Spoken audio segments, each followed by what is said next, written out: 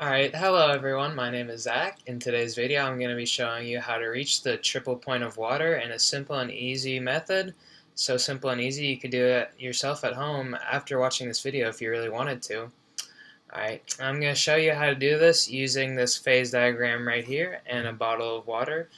Probably not the best bottle to use, but it's the only one I've got. I've got the water filled up to about right here if you can't see it.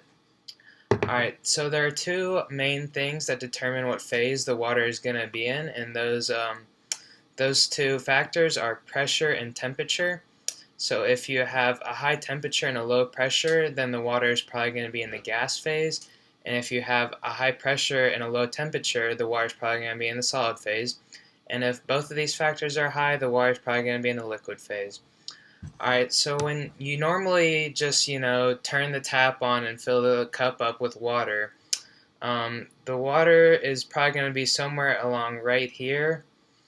In the phase diagram, the water is in equilibrium between the liquid and the gas phase, so that means that it's along this line. You have the liquid in the cup, and then you have some water vapor molecules coming up off of the water. So those two phases are in equilibrium, alright? So the first thing you want to do is you're going to want to fill your bottle up with water. Alright, I filled mine up about halfway, and the first thing we're going to want to do is we're going to want to isolate the water molecules by themselves. Up here in the air we have all this nitrogen and oxygen that we don't want in there. We want to get all that stuff out. Alright, so the first thing we're going to want to do is we're going to want to heat the water up, right? So we're going to put our water bottle over some sort of heat source. Alright, and what that's going to do is that's going to raise the temperature. Alright, so we're going to be moving along this way on the phase diagram. And as we're moving the temperature up, we're also going to be increasing the pressure, alright? Because there's going to be more molecules coming up in the same amount of area, so the pressure is going to be going up. And eventually, once we get up to 100 degrees Celsius, as you can see right here, the partial pressure of the water vapor is going to reach 1 atmosphere. So the water pressure is going to be 1 atmosphere in here, which is going to be equal to all the surrounding area. And by the time you get to that point, all of the water molecules that started down here and bubbled up and became water vapor, by that point the water vapor will have pushed all the nitrogen and oxygen outside of the bottle, and we'll no longer have to worry about them. Alright, and once that happens, the water molecules will be isolated within the bottle, and we will have our closed system. So at that point, we would take our lid and put it back on top of the bottle.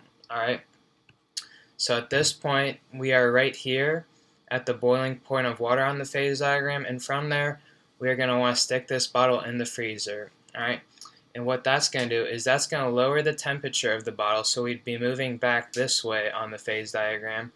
And as we are lowering the temperature, the pressure is decreasing along with it. Alright, and we're going to leave the bottle in the freezer until it reaches 0.1 degrees Celsius.